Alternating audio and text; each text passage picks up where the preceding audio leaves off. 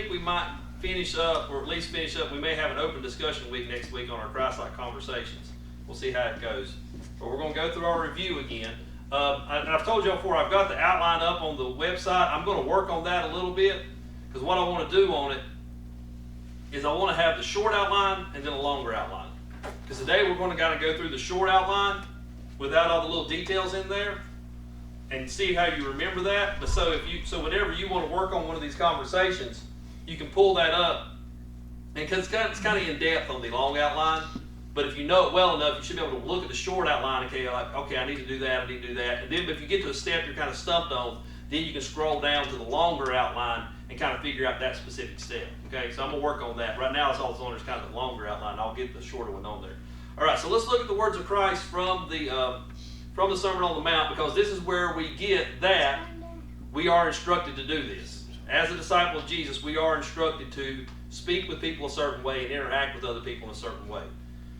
So Jesus said, "You have heard that it was said to the people long ago, you shall not murder, and anyone who murders will be subject to judgment. But I tell you that anyone who is angry with a brother or sister will be subject to judgment." So in other words, when we interact with other people in conversations, it's not to be in anger. Right? Again, anyone who says to a brother or sister, "Raka," is answerable to the court, and anyone who says, "You fool," will be in danger of the fire of hell. So in other words, is this fairly serious how we talk to other people? Yeah.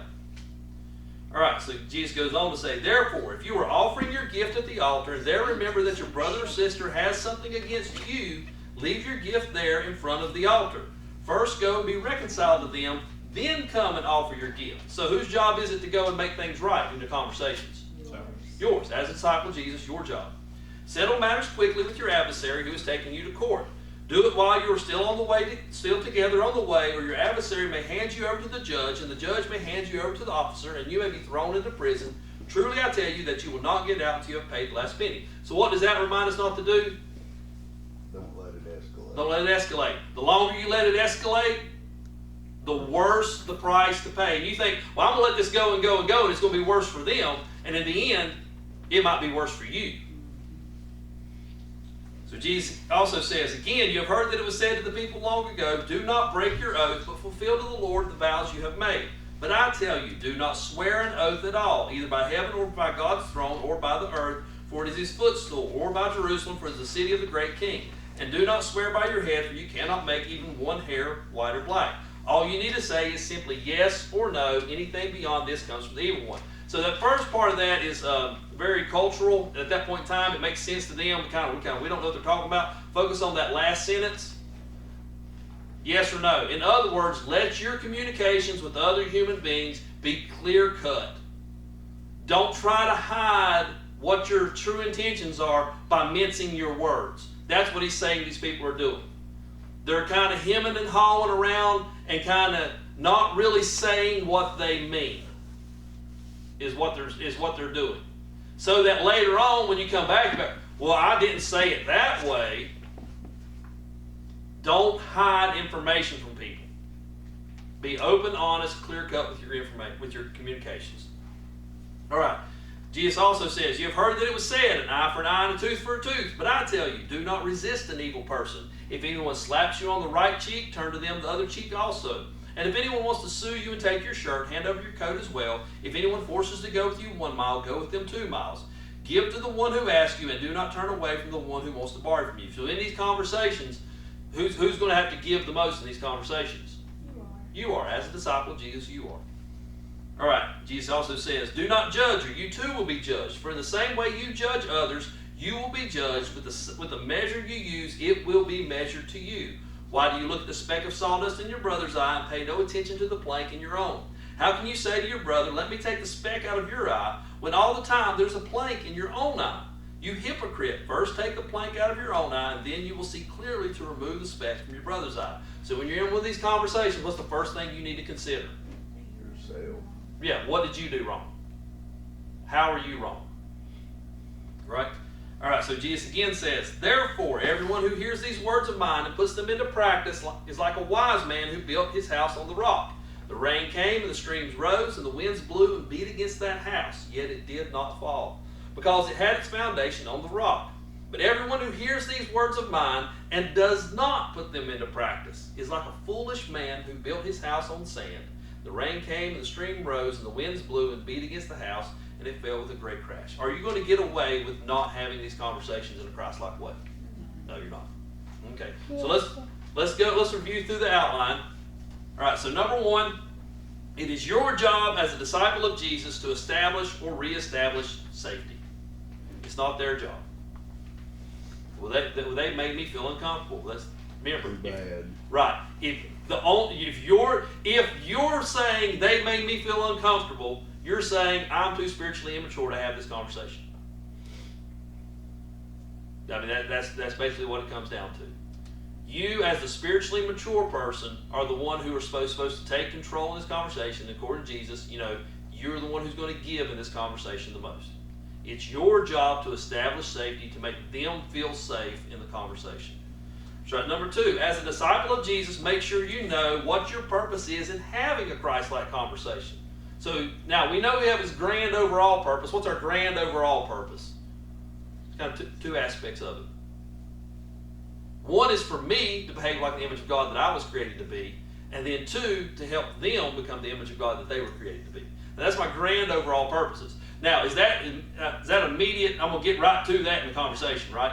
No, there's a bunch of other stuff between me and this other person that we need to sort out before we can get to have that conversation, right? Now, sometimes there's not. I had a conversation with the older man I was telling y'all about yesterday. The man's 78 years old, been going to church his whole life, had a religious degree from Gardner-Webb, took some Greek. We got to, even though it took several hours, we got to the image of God conversation by the end of the day. Because there's not a lot in between me and him. There's no past history that we have to work through between me and him. And he's 78 years old and has been going to church his whole life. He should have a level of spiritual maturity that we should be able to have a conversation about the image of God. Right? And we did. We got there. There was a lot of dancing going on to get there, but we got there. Right? All right. So, pay attention to when safety is being compromised and or the situation is being escalated. How do you know that it's being compromised or the situation is being escalated? Somebody's blood pressure is rising. Right. Your blood pressure is going up, their blood pressure is going up, and or both your blood pressures are going up. And you can tell this by somebody is running their mouth or somebody is chomping down their teeth trying not to run their mouth. Or both of you are. Right? Fight or flight, silence or violence. Right? You see that happening, that's because safety is being compromised and the situation is escalating. You need to back it back down. Right? So, how do you back it back down? You back it back down by you need to establish a mutual purpose. The reason that it is escalating, the reason that blood pressure is going up is because you believe that you both have two different purposes. And you believe that your purpose is not going to be accomplished, and they believe that their purpose is not going to be accomplished, and that your purposes are at odds. So you need to establish a mutual purpose. You need to know your purpose, then also you need to realize they may not share your purpose, and you may need to give some on your purpose and create a mutual purpose, right? Or, the first thing you got to realize is that you might actually have the same purpose, but what might you have different? Strategies. Recognize the difference. That's the R in it. Recognize the difference between strategies and purposes. You may have the same purposes but different strategies, so then you need to compromise on a strategy to accomplish that purpose. But say you do have actual conflicting purposes, then you need you need to invent a mutual purpose. Right? And then you need to brainstorm to come up with a strategy to accomplish that purpose. All right. So, another thing, not only do you need to establish a mutual purpose, you need to establish mutual respect. In other words, don't judge lest you yourself be judged. By the same measure that you judge, you will be judged. In other words, whatever respect you treat them with is the amount of respect they're going to treat you with. Sit there and ask yourself, the way I'm speaking to this person, if I was on the other end of this conversation, how would I feel about this conversation? Would I feel like taking part in this conversation? If I was the one being yelled at and put down and belittled? So why would you think somebody else would want to have a conversation with you if you're yelling at them, putting them down, and belittling them? Right? Judge not unless you yourself be judged. By the same measure you judge, it will be used back to you. All right, so establish mutual respect. Now, if we have no respect for this human being whatsoever, what's the one reason we can have respect for this human being? They're an image of God. They are created in the image of God. They're just as much an image bearer of God as you are. We told you this little trick. Look in their eyes. Look in their eyes. Look in their eyes. And the way to make sure you look long enough, look at their eye color, memorize their eye color. And that also should remind you to take the plank out of your own eye before you start digging a piece of speck out of theirs. If you want to show, in our culture, some cultures it's disrespectful not to look people in our eyes, but in our culture, it shows respect to look in somebody's eyes. It actually shows disrespect not to look somebody in our eyes. So, What if you can't? well, do what you can. Do what you can. I know there's a certain level and there's certain issues and stuff. Do as much as you can. All right, but you can glance, at least have quick glances. Like I said, memorize their eye colors enough to make sure you have to glance, look away, glance, look away, glance, look away. Memorize their eye color. Okay? All right. So we reestablish safety and reestablish respect because we want to have the free flow of information into the pool of shared meaning. And we talked about this. We cannot have, there's only one thing we can have a conversation about. There's what I know, there's what you know, and there's what we know.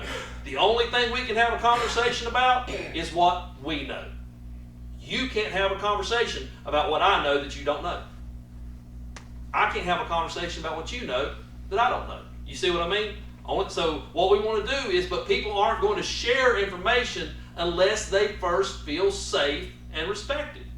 And that's what Jesus is saying. When you're having this conflict with other human beings, you as a disciple of Jesus, it is on you to make this person feel safe and respected so that they will share information with you so that you can have a good conversation. Right? And so that you can work through your problems, so that you can work towards being the image of God that you were originally created to be. All right, so the big thing is, sounds all well and good until what happens. We talk about your blood pressure going up, but not only does your blood pressure go up, what else happens? Get emotion. Emotions. What are emotions? Where do they come from? Chemicals. Chemicals in your brain. Chemicals in your brain. Your adrenaline starts rushing. Other chemicals start rushing through your brain. Do you think straight when those chemicals are running through your brain? No. Recognize that you're getting emotional. Because what you can do then is if you recognize it, you can start taking control of it. Rather than it taking control of you. Have you ever had that happen where the chemicals start running, right? And you have a conversation and you say things, and about an hour later, after the chemicals have flushed out of your brain, you realize what you should have said? Right? Catch it when the chemicals are running, realizing that you're probably not going to say what you should say, and you need to get it under control. Right? Realize the emotions are hitting, back it back down. And we talked about how do we do that. So how do we so we talked about this. You have the facts over here, and you have the emotions you feel over here. What happened between the facts of what happened and your emotions? Stories. You told yourself a story about the facts.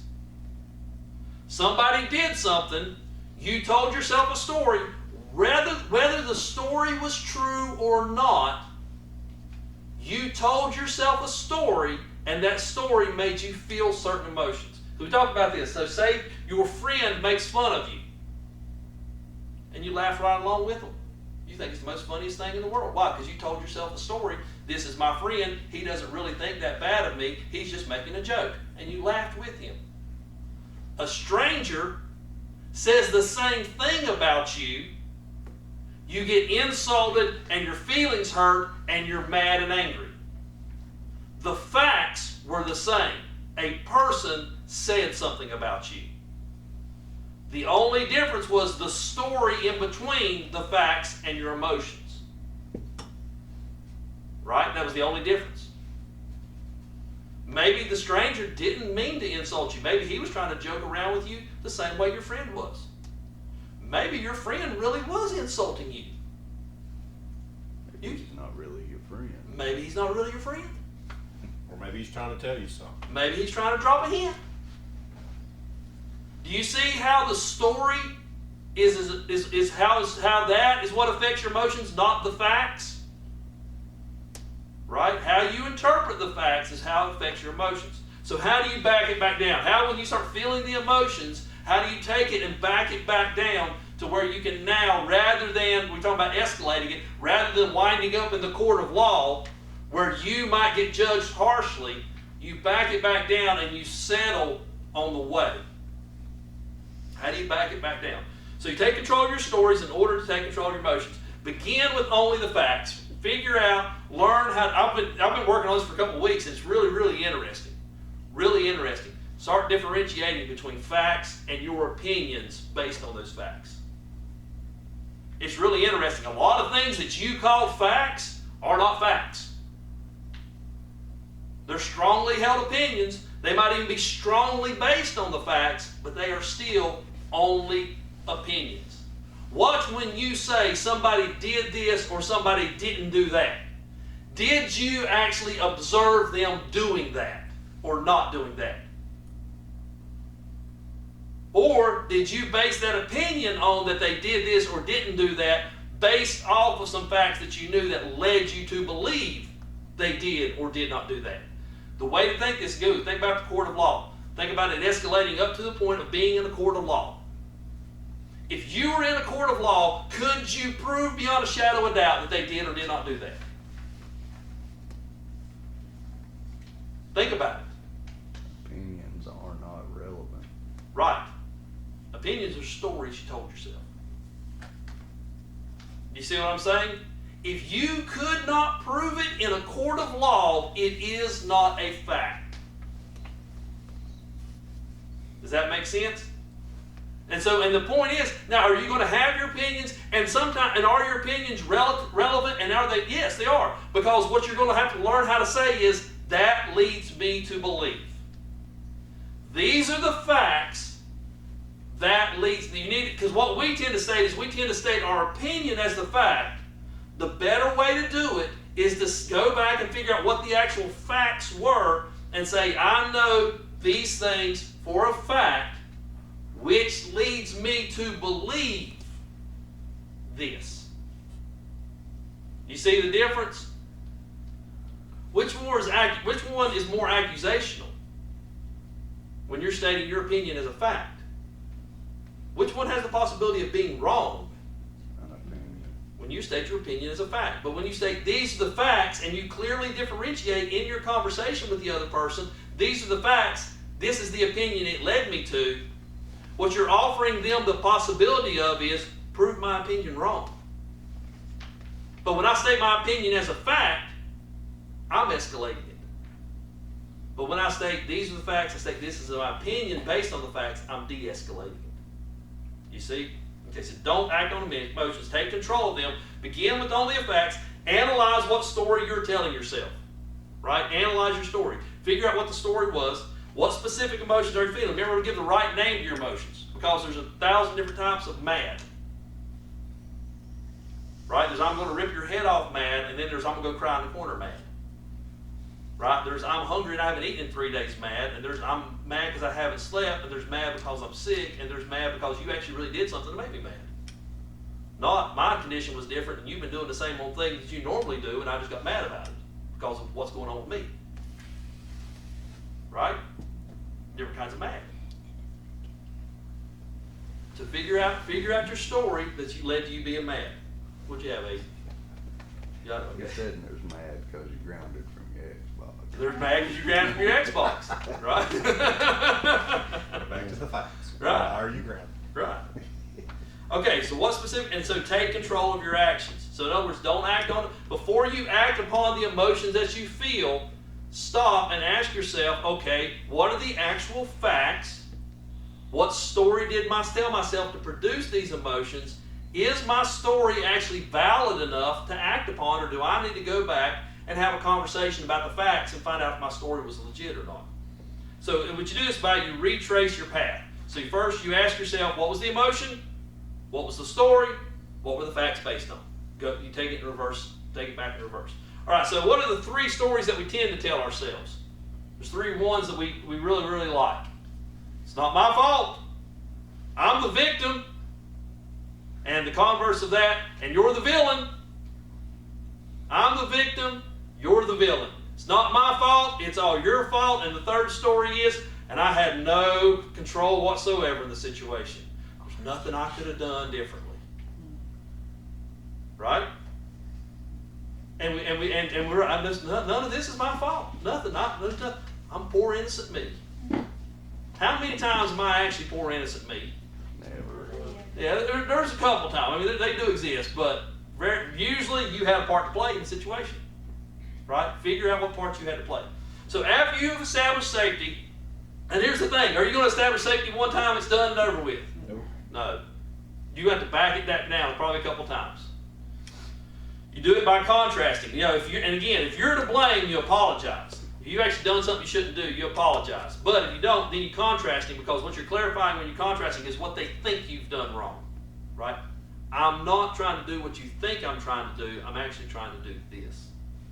And you need these ingredients when you speak. Confidence. So in other words, you speak as if this should be said. And that this needs to be said. No, I know you don't want to hear it, and I'm sorry I have to say it. No. Now, look, this we need to have this conversation. But you do it with humility. You do it going in, and I could be completely wrong about this. We need to have this conversation, but, we need to have this conversation not because only I think you're wrong, but because I could be completely wrong. And this conversation is so important, I'm willing to have this conversation, even if having this conversation proves me completely wrong. That's humility and skill. So this is why I want to give y'all the outlines, right? I want to put them in somewhere where you can look them up so you can have the skill.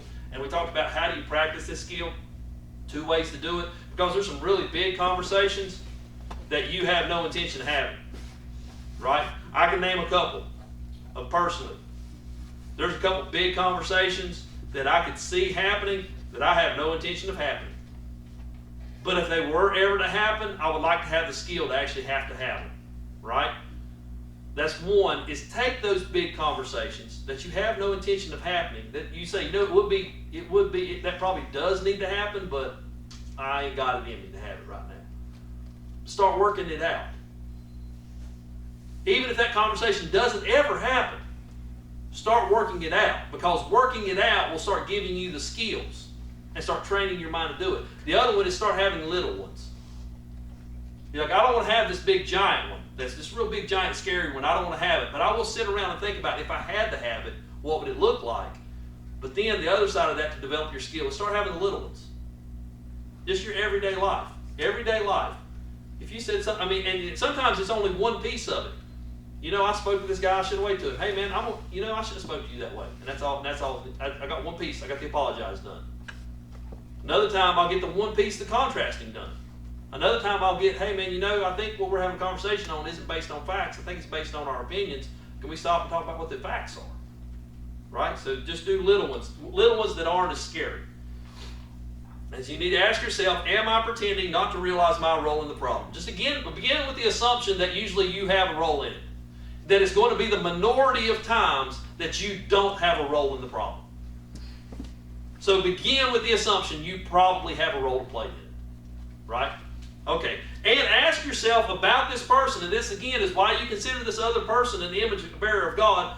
Why would a reasonable, rational, and or decent person believe or do this? Don't begin with there's something wrong with them, they're crazy, they're evil, whatever. Begin with, you know what, I'm going to give them the benefit of the doubt that they're a reasonable, rational person, and they had a reasonable, rational reason for doing what they did. And I'm going to ask them to prove me otherwise. Which they may do. But give them that. So, how do you actually have this conversation? So here's the next one. Again, how do you share your facts? This is the state. You share your facts. And then, you've already figured out what the difference between the facts and the opinions are, or you're working it out loud and you say, you know what? These are the only things that I can state are factual. That if we were in a court of law, I could stand up and say, I know this for a fact because I observed it or I have legitimate proof that it occurred. Right? State the facts. Then tell your story. These facts Therefore, lead me to believe, here's what I see you with something important from work in your pocket, and it's about time to go home. I can't factually say you're stealing that. All I can factually state is that something important from work is in your pocket, and we're getting ready to punch out. That's the only facts. What's in your pocket? Is that what I think it is? Are we getting ready to walk out the door? That leads me to believe that you may be stealing that. No, I was just taking it to such and such's office on the way out the door. Oh, okay. I just dropped it by security on my way. The supervisor asked me to drop that by security on my way out the door. Oh, okay. Do you see what I mean? I can only state the facts. State the facts which lead me to believe this. And again, every time you state the facts, you're probably going to cause a problem, and you're probably going to have to back it back down and contrast it. What are you trying to say? I'm not trying to say anything. I'm just saying that looks very odd. I'm not trying to accuse you of anything. In fact, I don't think you're that kind of person, which is, that's why I'm asking you the question. Look, you're my friend, man. I don't want to jeopardize our friendship. I just, what's going on doesn't look right to me, and I'm trying to, and I would just like to know what's really going on. Do you see what I mean? You say, no, I don't want to do what you think I want to do. I value our relationship much more than that, and this is what I'd like to do. Okay, so once you've stated your facts, your story, what do you need to do now? Ask their facts, their story. Did you observe the same facts that I did? You might find out they didn't observe the same facts that you observed. Did you observe the same facts that I did? And if you did observe the same facts that I did, what story did you tell yourself about those facts? It may have been that both of us have wrong stories. You see what I mean? So encourage the other person to share their facts and stories. All right, talk tentatively. Again, present your story as a story, not as a fact. You could be wrong. Encourage testing. Make it safe for the other person to present a different opinion or opposing viewpoint. So when they start telling you their story, and you go at their story, how do they feel about sharing their story? Right. Again, maintain your emotions. Take control of your body. They have a story to tell. We're going to begin with the assumption that they're a reasonable, rational person, and they have a reasonable, rational story to tell. Give them that opportunity. Right? Give them that opportunity. All right. So how do you then explore the other person's path? And this is where the acronym AMP. Ask questions. So say the story's all over the place, the facts are all over the place. Again, you're the more mature person. You're the one that's going to have to give. Ask questions. And ask them in a non-condemning way. What, when, how, what, and really listen to their answers. Don't just, I'm supposed to ask questions. I'm going to ask questions, they're going to rattle something off, and then I'm going to tell them how I really feel. Listen. They're an image of God. They're an image bearer. They have something to say. So let's say they don't want to talk. No, I'm fine. Bright red, steam coming out the ears. No, I'm fine. I know you well enough. You don't seem fine. And our relationship is valuable enough that I think we need to have a conversation. And if I've upset you, I'd really like to make that right. You see what I mean? That's mirroring. I'm fine. Can I tell you what you look like? You don't look fine. You know what I mean? You don't. Let me tell you, let me be the mirror and tell you what you look like. You look like you're about to kill somebody. You look like you're about to cry. You look like you're about to have a nervous breakdown. You look like, right? This is, I get what you're saying, that you're saying everything's fine because you don't have a conversation, but let me tell you what everybody else sees. Let me be the mirror. All right. Paraphrase, to acknowledge the story. So they tell you a story. Sometimes, do people struggle sometimes to tell stories? Leave out facts, get things a little twisted, forget to say things, say too much. And you make sure when you're talking about their story, that you actually have their story down right. Say, okay, let me make sure I have the facts straight. Let me make sure I have what you're saying straight. Make sure I understand what you're saying. That's how you start. That's how you start with this. That's how you do the paraphrasing. Let me understand, and then restate what you think they said. Has anybody ever done this and you restate it and you actually figure out that you didn't have their story correct? They told you something and you said, okay, I'm not sure about what you said. Did you say this, this, and this? And they go, no, that's not what I meant at all. Now, if you didn't ask, where would y'all be at?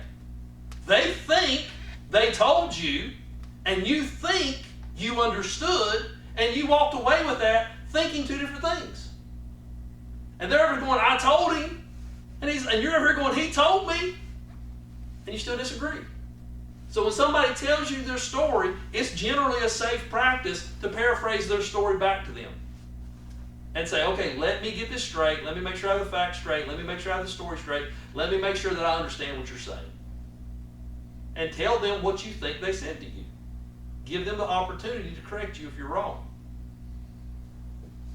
Prime. Now let's say somebody don't want to talk at all because they don't feel safe. They don't feel safe. They don't want to talk at all. You may want to say what you think they're thinking. In other words, you say, you say everything's all right. You don't look. No, I'm fine. I really am fine. Is it possible that? Is it possible that I did something to upset you and I don't realize that I did something to upset you?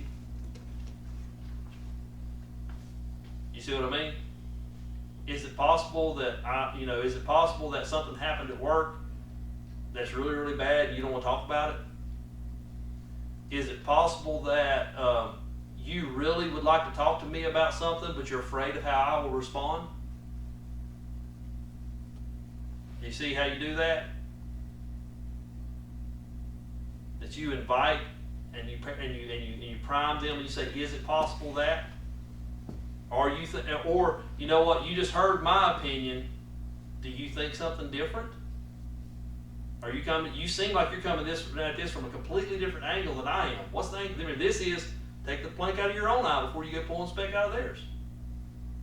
Judge not lest you be judged. Give them the opportunity to say what they need to say, even if you have to help them say it. Right? Now, what if they are absolutely wrong? Does that occur? Yeah, it does. Sometimes you're right. Sometimes you are completely and totally right. Right? Now, first off, but ask yourself a question, do you know that as a fact or as opinion? Can you prove it in a court of law? Before you go assuming they're absolutely wrong, let's give them a shadow of doubt. So, now we have this disclaimer of Jesus about when people are absolutely wrong. Right? Do not give dogs what is sacred. Do not throw your pearls to pigs. If you do, they may trample them under feet and turn and tear you to pieces. In other words, man, you've given them the facts. You've given them your opinion, and they could care less, and they stomp all over it, and then they come back at you. Right? That's your pearls. That's your information that you think is important and that you think is valuable. And then they take what you think is important and what you think is valuable, and it's and then at you. Does it happen? It does.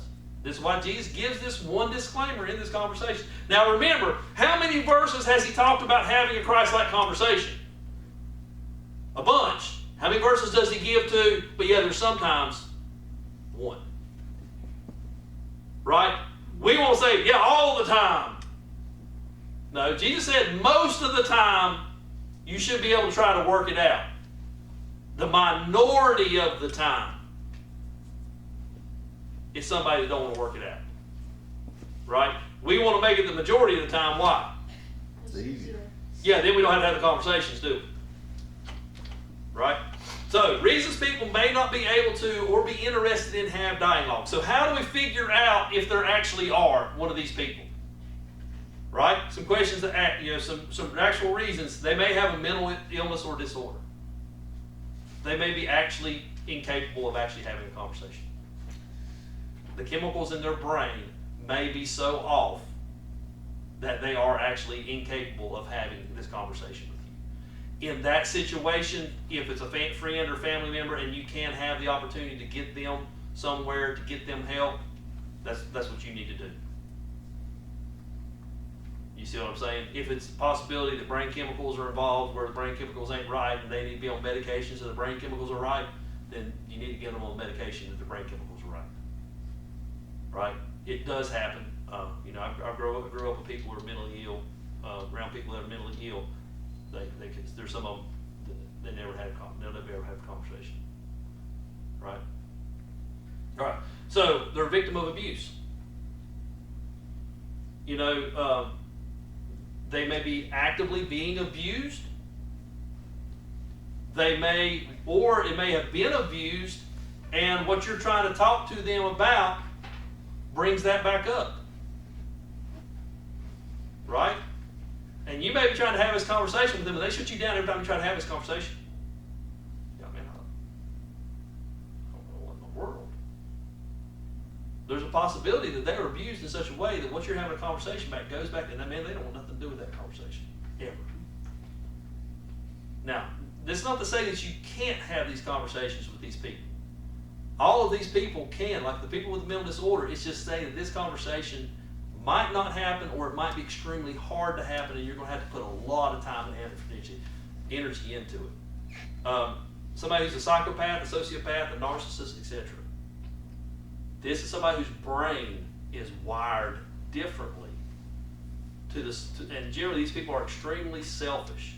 And even the things they do that don't look like selfishness have a selfish motive behind them. Right? They do exist. Now, here's the thing. Are they a complete and total lost cause? No, they're not. They're not. None of these are complete and total lost causes. This is just saying that these people have a much higher possibility of being the person that you're not going to have a conversation with. There's a guy named David White. He was actually a psychopath. I mean, he was mentally ill, tried to kill his dad by beating his head in with a hammer, right? Spent years in jail for doing that, and and he said he wound up as a cellmate with a Christian, and over the time of being a cellmate with that Christian, it challenged him, and one day he finally repented, and he said it was like living in a world of black and white suddenly turning into color. He was a pure psychopath. He didn't have morals. Right? He got saved, he had morals. So they can supernaturally, these things can be overcome. But my point is, don't think that you're going to go have an easy conversation with a psychopath or a narcissist or a sociopath, and it's going to be like, oh yeah, they may be the people that, unless God is specifically calling you. In this situation, God took this Christian and put him in a cell with a psychopath. It's the only person he had to talk to all day. I think God called that Christian to have a conversation with a psychopath. It's very rare that God's going to call you to have a conversation with a psychopath. I'm just telling you. You see what I mean? Generally, that's not a good spending of your time. Okay, the person has too much to lose. Right? They're a normal person and everything. They're not mentally ill and everything. But for them to admit they're wrong will just cost them way too much. Right? I've had these conversations with people about discipleship. Right? Where the wheels spin. They realize what it's going to cost them to be a disciple of Jesus or to commit to discipleship. And they're like, yeah, let me think about that. In other words, that's going to cost me way too long. Let me put you off so I can, because that's going to cost me too much. It's going to cost me too much. That's what other person. All right, so somebody else, they're just completely deceived and they're enjoying it. You know what? How many people been there? Me. You're deceived and you're having fun. Now, does that mean the fun's going to last? Or the fun ain't going to last? But we've all been there, and sometimes people are there. Sometimes people are there. They are deceived, and they're enjoying it too much at that point in time. Somebody like that, what are you generally going to have to wait for? The fun to quit. Yeah, you have to wait for the crash, ain't you? Right. When they go, man, I thought I knew what I was doing. I thought that's what living was. I was wrong. when they come out of the deception and they begin to consider the fact that they were being deceived and they're not having fun anymore. You're generally not going to talk. You're generally not going to have a conversation then when they're in the middle of the fun. Right? All right. So some questions to ask, and then we'll close up with this. And like I said, when we come back next week, and we'll have a. I think we'll come back next week. We'll have an open conversation about this. This is one you really need to start with when you're in this conversation. Why does this person not feel safe in a conversation with me? If somebody doesn't want to have a conversation with you, or the conversation's hard, it's because they don't feel safe in a conversation with you for some reason. Around here, most of the time, they're afraid you're gonna try to shove religion down their throat like everybody in the past Right. has. Well, let's take it away from the discipleship. Let's take it away from discipleship. Let's just take it to a personal issue between family members.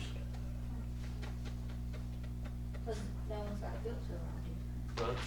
We all run mouths. I got more. Yeah, I do have a mouth, but I actually got more filter than you think I do, probably. What about they're embarrassed about what they did in the past? They don't want it brought up because it's just too embarrassing to admit what they did in the past. Right? I mean, that's a big one. Well, what about to admit they just don't want to admit they have problems? They've got this thing out here that they've got it all under control. They don't want to admit. What about they don't want to admit it? Night they sit around and feel horrible about themselves. They don't want to admit that. Right? There's sometimes it's just they don't want to admit something. So ask yourself the question, why does this person not feel safe in a conversation with me? What's going on? Because again, it might be mental illness, it might be that they're abused by somebody else, it might be, you see what I'm saying? It might not be you. It might be you, might not be you, but figure it out. Figure out what it is that's making them not feel safe in this conversation. Because that's why they don't want to have it. So here, when do you not have the conversation? When do you just simply not? Will it put me in physical danger or do irrevocable harm to confront them with the facts? So like I said, there's some conversations that it ain't going to happen any soon because of that last one. It would probably be do irrevocable harm to confront them with the facts. Right? It would do more damage than good. Now again, that's the minority. Don't take this and make this the majority, and I don't have to have any conversations because it would do too much damage. That's the minority. There's very few of those, but they do exist. They do exist, and you have to. These are the questions you need to ask them. And like I said, I'm gonna put all this up on the website. I'm gonna have the short. I'll have the short outline, and I'll have these questions to ask yourself, and then below that I'll have the long outline, so that you can say, okay, I actually do want to have this conversation. There's one little part about the conversation I can't remember all the little details. And you get down to the long outline, and you can kind of skim through it. All right, so everybody good? Yes. I'm going to read, because Daryl's going to put up some good ones, and I happen to read them. Does not the potter have the right to make out of the same lump of clay some pottery for special purposes, some for common use? In other words, God's in control of how we're made. Right? God made you the way He made you. He made them the way He made them. Right? Who am I to question the potter about the way He made people? Right. All right. So It may be Bill, meant for special purposes and we don't even realize it. And Right. things Yeah, like that's- this will bring you forward to right. use those things. And again, I always consider Paul the Apostle. I always consider Paul the Apostle, that's the person nobody wanted to have a conversation with.